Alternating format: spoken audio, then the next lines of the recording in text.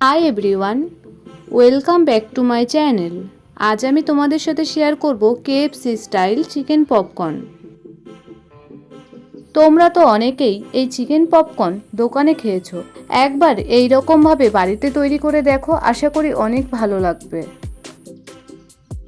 এই রেসিপি তৈরি করার জন্য প্রথমে আমি এখানে নিয়েছি বোনলেস চিকেনগুলো আমি এখানে ছোট ছোট আকারে সেভ করে নিয়েছি বা কেটে নিয়েছি। এরপর এখানে আমি চিকেনটা ম্যারিনেট করে নেব। তার জন্য প্রথমে আমি এখানে নিয়েছি আদা বাটা, রসুন বাটা 1 চামচ করে, তারপর নিয়েছি স্বাদ অনুযায়ী লবণ, এরপর নিয়েছি পরিমাণ মতো লঙ্কার গুঁড়ো, ঝালটা তোমরা যতটা খাবে ততটা পরিমাণ দেবে। তারপর দিয়েছি ব্ল্যাক পেপার 1 চামচ, এরপর দিয়েছি জিরে গুঁড়ো, তারপর দিয়েছি সামান্য পরিমাণ গরম মশলা, এরপর দিয়েছি 2 চামচ সয়া সস, তারপর দিয়েছি সামান্য পরিমাণ লেবুর রস। এই লেবু রসের পরিবর্তে তোমরা ভিনেগারও ব্যবহার করতে পারো। তারপর সব উপকরণ বেশ ভালো করে মাখিয়ে নিচ্ছি মাংসের সাথে। এরপর এখানে অ্যাড করেছি আমি একটি ডিম।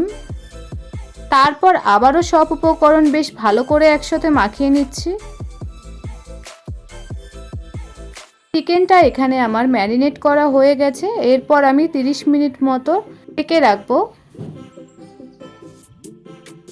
এরপর আমি নিয়েছি ময়দা, এর মধ্যে আমি দিয়ে দিচ্ছি ব্ল্যাক পেপার আর সামান্য পরিমাণ লবণ, আর দিয়েছি লঙ্কার গুঁড়ো 1 চামচ। তারপর সব উপকরণ বেশ ভালো করে একসাথে মিক্স করে নিচ্ছি।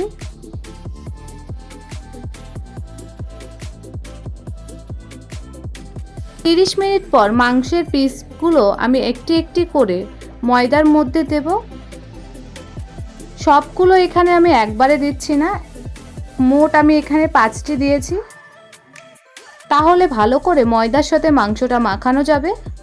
আর আমি ঠিক মাংসটার ঘুরিয়ে ঘুরিয়ে চারপাশে বেশ ভালো করে ময়দাটা মাখিয়ে নেব।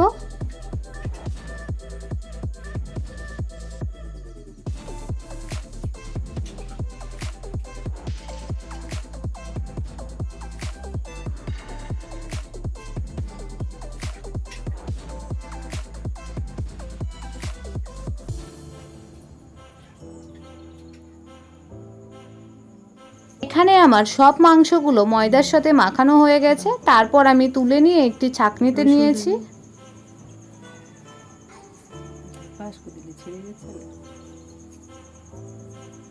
এরপর মাংসটার মধ্যে যে এক্সট্রা ময়দা আছে সেটা ভালো করে ঝেড়ে নেব। এরপর এখানে নিয়েছি আমি ফ্রিজের ঠান্ডা জল। এরপর এই মাংসগুলো আমি জলের মধ্যে 1 মিনিট মতো চুবিয়ে রাখবো।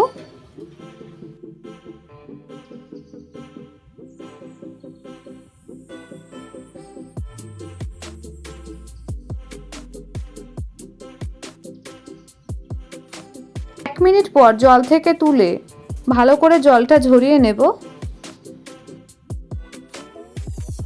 এরপর আবারও ময়দায় দিয়ে দেব। এরপর মাংসগুলো আমি একটি গ্যাপে গ্যাপে দেব।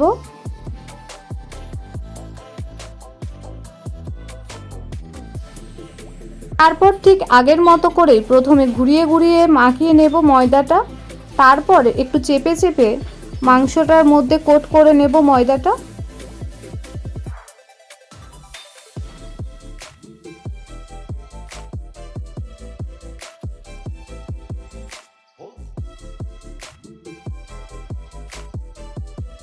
এখানে মাংসটা ময়দার সঙ্গে বেশ চেপে চেপে মাখিয়ে নেবে। এখানে ময়দাটা আমার মাংসের সাথে বেশ ভালো করে মাখানো হয়ে গেছে। তারপর ভালো করে ঝেড়ে ঝেড়ে একটি পাত্রে তুলে নেব। দেখুন ঠিক এই রকম ভাবে মাংসের সাথে ময়দাটা আমি মাখিয়ে নিয়েছি।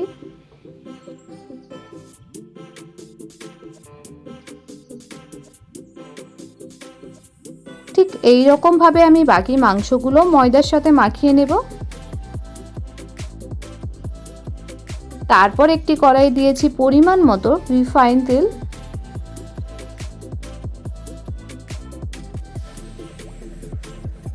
এরপর তেলটা ভালো করে গরম করে নিচ্ছি।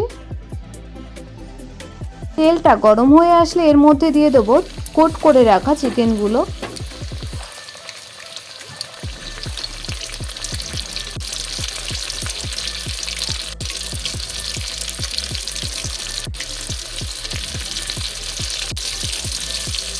কোট করে রাখা মাংসটা তেলে দেওয়ার পর 2 মিনিট মতো ফ্রাই করে নেব। তারপর বেশ ভালো করে নেড়ে চেড়ে নিচ্ছি।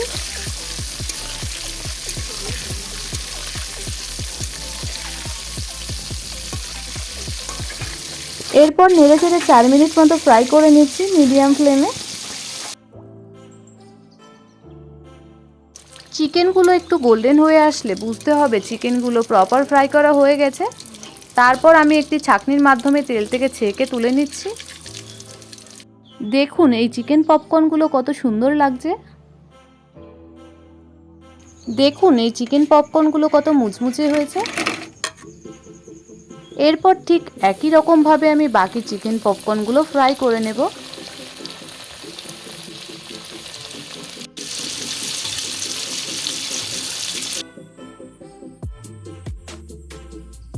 এখানে আমার সব চিকেন পপকর্নগুলো ফ্রাই করা হয়ে গেছে। দেখুন কত সুন্দর লাগছে। আমি একটি চিকেন পপকর্ন তোমাদের ভেঙে দেখিয়ে দিচ্ছি কত মুচমুচে হয়েছে। তোমাদের যদি আমার এই ভিডিও ভালো লাগে তবে লাইক, কমেন্ট, শেয়ার, সাবস্ক্রাইব করবেন।